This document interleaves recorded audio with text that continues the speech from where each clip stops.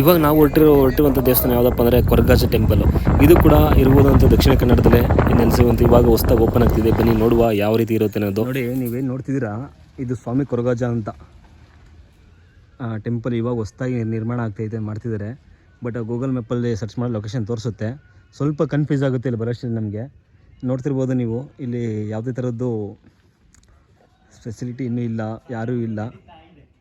ನೋಡಿ, ಇಲ್ಲಿ ರೋಡು ಕೂಡ ಇಲ್ಲ, ಮಾಡ್ತಿದ್ದಾರೆ. ಇವಾಗ ಕನ್ಸ್ಟ್ರಕ್ಷನ್ ನಡೀತೈತೆ, ನೋಡ್ತಿರ್ಬೋದು.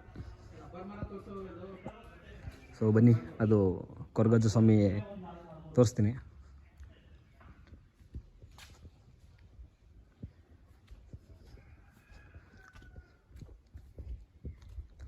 ನೋಡಿ, ಗರ್ಭಗುಡಿ, ಸ್ವಾಮಿ ಕೊರಗಾಜ ದೈವದ ಗರ್ಭಗುಡಿ ಕ್ಲೋಸ್ ಆಗಿದೆ. ಸೊ ಒಳಗಡೆ ಹಾಕಿ ಝೂಮ್ ಮಾಡಿ ತೋರಿಸೋಣ ನಿಮಗೆ. ಕಾಣಿಸ್ತಾ?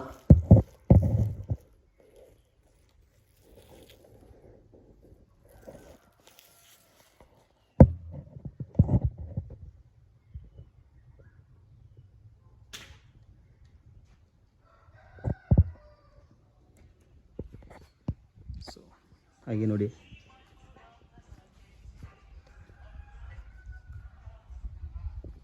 ಎಲ್ಲ ಬಾಗ್ಲಾಕಿದೆ.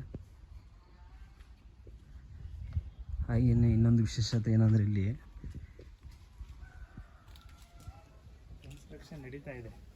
ಈ ಮರಗಳು ಗೊತ್ತಾ ನಿಮಗೆ? ಯಾವ ಮರ ಅಂತ ಗೊತ್ತಿರೋ ಕಾಮೆಂಟ್ ಮಾಡಿ ತಿಳಿಸ್ಕೊಡಿ. ನೋಡಿ,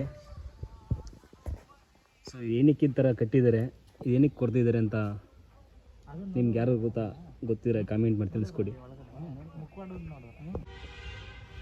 ಇದು